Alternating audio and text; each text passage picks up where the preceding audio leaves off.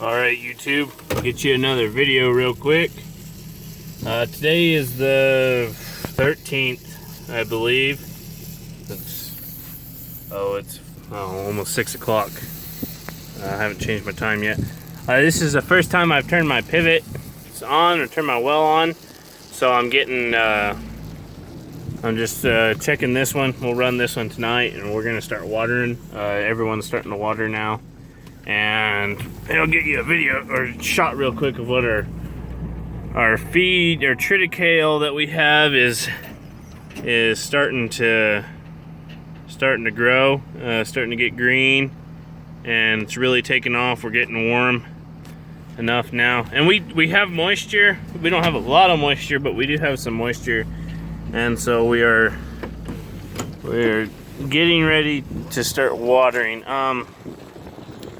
And for the people wanting updates on the calves that came in January, maybe the end of January, it was sometime in there. The little heifers, that the first bunch that came in, here's them. They are out here grazing and eating silage now. Here's some of them here. Or there's one of them. I have some of my other calves. I haven't even branded them yet. We had a lot of problems with them. They did terrible. We had a lot of sickness in them. They came in during that snowstorm and that rain, and it just fried their lungs. It didn't matter. We got them out of two different locations. One of them was about 11 hours from us, and the other one was over 24 hours from us, and it didn't make a difference where they came from. It fried their lungs. When you get a cold rain up here on them and then snow, you can't compete with that. So we lost a shit ton of them, and that's that's pretty much when I didn't make videos for about 2 weeks. Almost 3 weeks I didn't make videos. I just had them scheduled out. But between that and dealing with that older tractor, I just kind of wasn't in the mood for making any videos. Just kind of had other shit on my mind. But we got them as straightened out as they're gonna get. And here's this pivot. This is just a 30-acre one. We're gonna water first with it, but we'll go over here to this one and look at it, and I'm gonna drive through the calves one last time on the field. After this, I won't be able to drive on it again. But as you can see, it's pretty. I mean, it's better than it was, but I mean, we're down to. It's growing again. At least, but we eat the hell out of it. We don't leave anything. But there's a calf, one of the first bunch of calves I doctored. He's got a Q in its tag. There's another one that has been doctored. It's got a W. I was just putting blank tags in their ears, just because I didn't have them all tagged yet. I went back through and just gave them an alphabet. But yeah, we had a lot of fucking trouble with them. And I'm not gonna tell you that we didn't, because we did. They did absolutely terrible. But I hauled them off. But the thing about it is, where I'm at, I can buy enough of them. I just run through the numbers, and so if you were in a situation where you were just you could only buy like one set of calves, and that's all you could buy, it would really hurt. You wouldn't make any money. These ones will actually make me money. There's another one that was sick. I doctored a lot. He's got a cough. I'm probably. My banker wants me to take these to 750, but I'm not going to. I can make money at them over 500 pounds. Like anything over 500 pounds, I'll make money on them. So I'll probably dump these, you know, maybe 550 somewhere in there. Get a little bit of profit out of them, and roll on to the next bunch. Because that's where I'm at. I'm just rolling numbers, and the one reason why I want to dump these, I may keep part of them, but the main reason, see that one's just a pile of junk. He's a C. I doctored it a lot, but you can just kind of see it doesn't look too good. There's a lot of them that are just they're going gangbusters. They're all eating silage. They all love silage, so that's a plus. And they're out here on this wheat. Here's our other pivot. I just kind of want to drive down it and check the drops on it. I saw on one I already had some problem. I didn't fence them off, and the cattle will eat on the drops. It doesn't look like I had problems on these new pivots because that aluminum weight. But I did have one nozzle that was, I think the wind had blown them together and it broke the little plastic pan. And I don't have one to replace that style. That's a new style. But yeah, so these calves are out here eating. They're happy. They're gaining weight like crazy. Like, look at this. Look at these two calves. You know, they came in weighing 350 pounds, and there's some of them that are, I mean, 450 and up. I mean, they're just, and they came in, some of them came in lighter, some of them came in a little bit heavier. But don't let me fool you. It was just miserable. It was fucking miserable. To put it lightly, that sucked the proverbial dick, dealing with that. And I've had bad death losses before on cattle, and especially out of Louisiana. Anytime I get cattle out of there, I cannot keep them alive. And I've got, ooh, look, we had one there. Well, we had a couple of them. So this one is missing the weight. Here's a weight off of one of them, and here's a nozzle off of one of them. This one goes here. So where's the,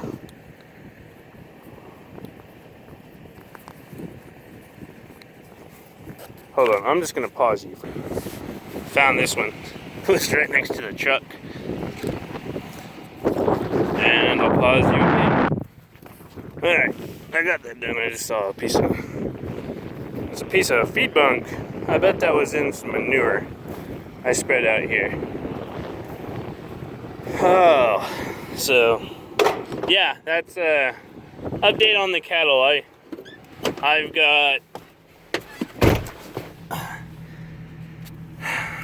I at least kept enough of them to live. I won't lose money on them unless the market tanks, which, you know, fun times. That seems to be pretty common. And I know there's a few people who watch my videos who they like to bitch and moan because I just tell it how it is. I had one asshat who was just like, I just wish for once you would make a 5-minute video where you were actually positive, and you know, so we could actually watch a positive video. And you know, let's go watch a different channel then, because this isn't, I might have an idea what I'm doing, but that's likely to change. So you never know. I mean, I could wake up one morning and everything's completely different, and everything I thought I knew just doesn't apply anymore. So I'm gonna show you how it is, and what I'm dealing with, and we'll go from there. But yeah, this part of my field is the absolute worst part of my field, and it actually grew a lot of feed. I cleaned out my feed pins during the summer.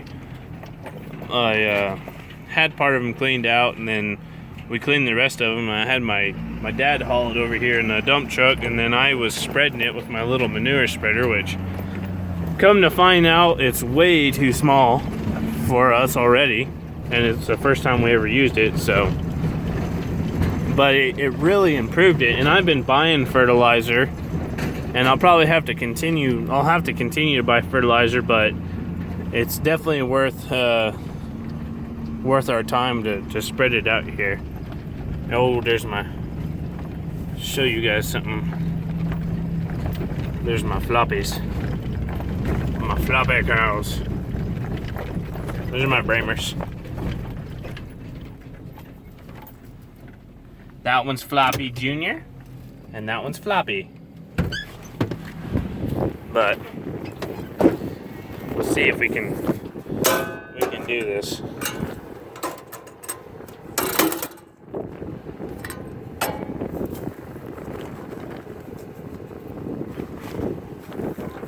So that's how you set it, by the way.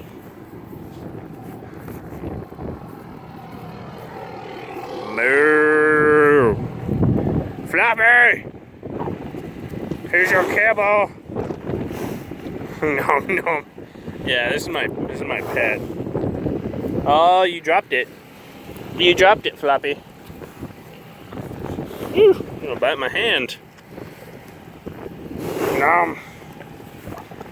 Yes. Hey. Hey. Manners. No. She does not like being scratched either. But she wants her cake. That's her, baby. And I screwed up, and she was out in the pasture, and I didn't get her horns trimmed. So I have one with horns, which I hate Bramers with horns. But anyways, there's one of my bulls that I'm saving. I've got 3 of them. I don't know if I'll save all 3. I might just save 2 of them, but he's already over here looking at the ladies. So, yeah.